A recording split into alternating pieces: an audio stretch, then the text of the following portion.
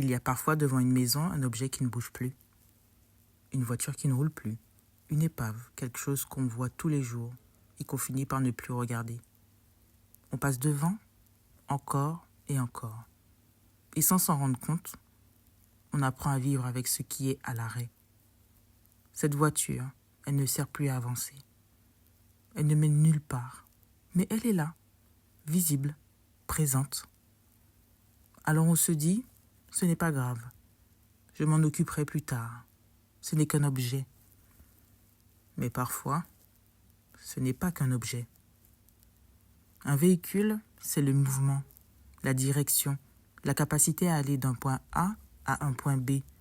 Et quand il est cassé, immobile, laissé là, il peut devenir le symbole de quelque chose en nous qui n'avance plus non plus. Un projet mis de côté, une période de vie terminée mais jamais vraiment fermée, un combat ancien, une fatigue profonde ou simplement une décision repoussée.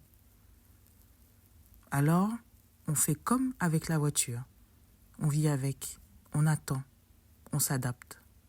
Et sans s'en rendre compte, on envoie chaque jour le même message silencieux à l'intérieur. J'attends que ça passe. Je garde ce qui ne fonctionne plus, je suis dans l'entre-deux. Et c'est là que quelque chose se joue.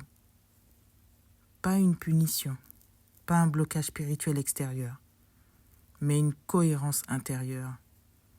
Parce que l'abondance, qu'elle soit financière, administrative, relationnelle, a besoin de circulation.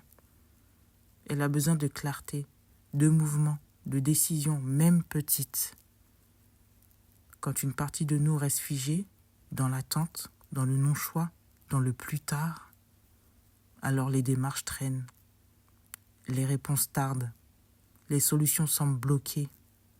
Non pas parce que l'argent refuse de venir, mais parce que l'élan intérieur est retenu. Et parfois, rouvrir la circulation, ce n'est pas forcer, ce n'est pas lutter, ce n'est pas tout régler d'un coup.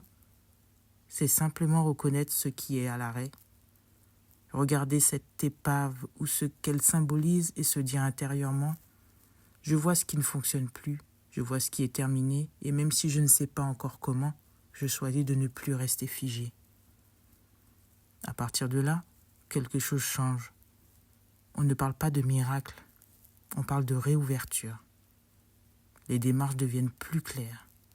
Les appels se font, les papiers avancent, les aides arrivent parfois là où on ne les attendait plus. Parce que l'énergie n'est plus bloquée dans l'attente, mais remise dans le mouvement. Et peut-être que si tu écoutes ce message aujourd'hui, c'est que toi aussi, tu as une épave quelque part. Pas forcément une voiture, mais quelque chose que tu portes encore, alors que ton cœur sait déjà que c'est fini. Tu n'es pas bloqué, tu n'es pas en faute, tu es à un seuil. Et parfois, il suffit d'un regard juste pour que la circulation reprenne. Si ce podcast t'a parlé, ce n'est peut-être pas un hasard.